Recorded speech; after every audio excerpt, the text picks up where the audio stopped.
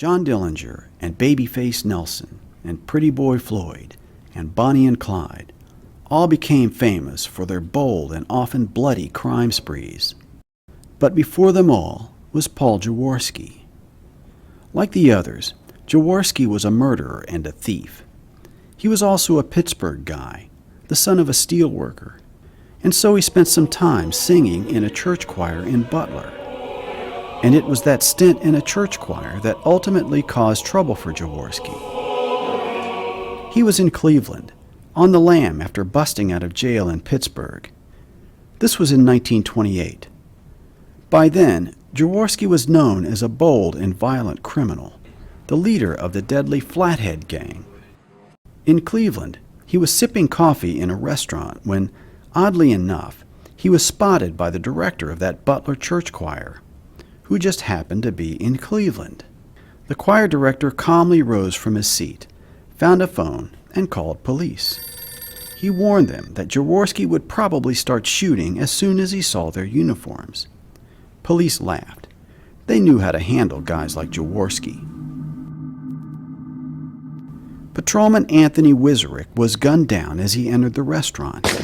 Another officer fell with a bullet in his lung. Jawarski fled. Police gave chase and cornered the bandit in a house not far away. "Come and get me," he called out. Tear gas bombs crashed through windows. Jawarski flung open a door and staggered out.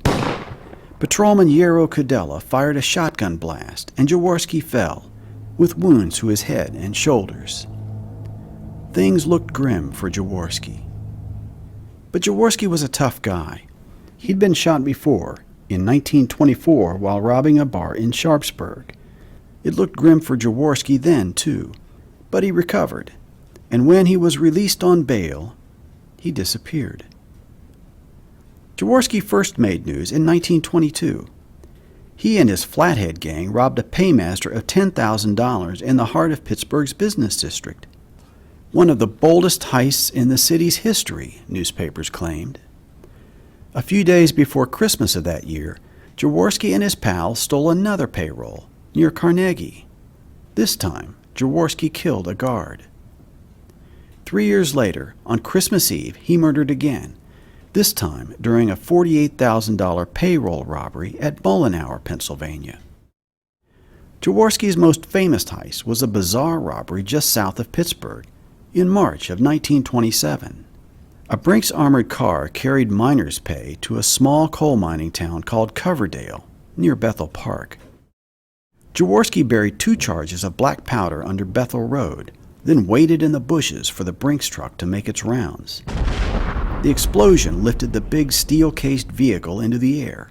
It landed on its side, its doors flung open. An escort vehicle plunged into a hole made by the second charge. The guards were stunned and dazed, unable to put up a fight. The Flatheads made away with more than $100,000 without firing a shot. It would go down in history as the nation's first armored car robbery. A few days later, police captured a small, nondescript man in this room on a Washington County farm. It was Jawarski. He'd left his gun in another room.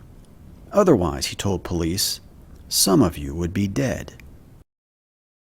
Jawarski was convicted, but jail did not fit his plans. On a hot August afternoon, an accomplice visiting Jawarski in the Allegheny County lockup rushed forward and passed the gang leader 2 guns. Bullets ricocheted off steel bars and sent plaster flying. 2 guards fell, though neither was seriously hurt. Jail doors sprung open. Out on the street, Jawarski jumped in a waiting car and sped away. The excitement drew a large crowd. Jawarski had again disappeared. And so he ended up in Cleveland, where one unlucky day he was ID'd by his old choir director, chased down, shot, and left dying on a porch. But the bandit again survived. Half paralyzed from his wounds, he was brought back to Pittsburgh. He was tried, convicted, and sentenced to die in Rockview Prison's electric chair. Jawarski limped into the execution room, a cigar dangling jauntily from his mouth. A disgusted prison guard jerked it away and tossed it on the floor. A priest offered to be at Jawarski's side in the moments before his death.